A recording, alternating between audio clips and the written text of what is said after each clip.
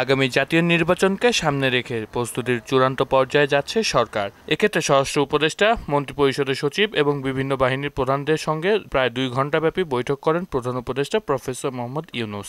নির্বাচনের প্রস্তুতির বিষয়ে আসলে আজকে পুরো প্রায় 2 ঘণ্টার মিটিংয়ে রিভিউ করা হয়েছে।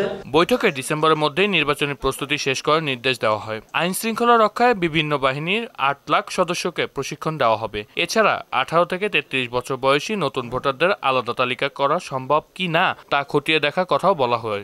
নির্বাচনের অগ্রগতি বিষয়ক ব্রিফিংয়ে এসব কথা বলেন প্রেস সচিব Shafiqul Alam. Police, BGB, coastguard নেওয়া হচ্ছে এই নির্বাচনকে সামনে রেখে, এবং তাদের ট্রেনিং যাতে এই সময়ের মধ্যে শেষ হয় সেই বিষয়ে উনি নির্দেশ দিয়েছেন। প্রায় 16,000 ভোট কেন্দ্রকে ঝুঁকিপূর্ণ হিসেবে চিহ্নিত করে প্রতিটি কেন্দ্রে সিসিটিভি ক্যামেরা স্থাপন সহ জুডিশিয়াল ম্যাজিস্ট্রেটের নজরদারি বাড়ানোর সিদ্ধান্ত হয়েছে। 16,000-এর মতো ভোট কেন্দ্র হচ্ছে ঝুঁকিপূর্ণ হতে পারে। তো এই ঝুঁকিপূর্ণ কেন্দ্রে কিভাবে শান্তিপূর্ণভাবে ইলেকশন ভোটটা কন্ডাক্ট করা যায় সেই জন্য উনি নির্দেশ দিয়েছেন, এবং প্রত্যেকটা কেন্দ্র যাতে সিসিটিভির আওতায় আসে সেটা একটা নির্দেশনা দেওয়া হয়েছে।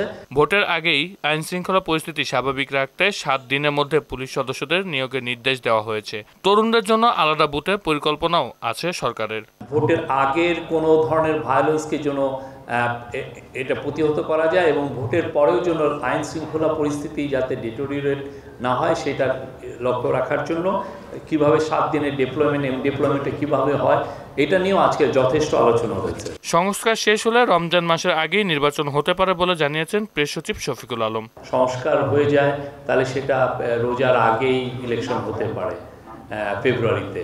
মুনতাসির মামুন, মোহনা সংবাদ, ঢাকা। নির্বাচনের প্রস্তুতির বিষয়ে আসলে আজকে পুরো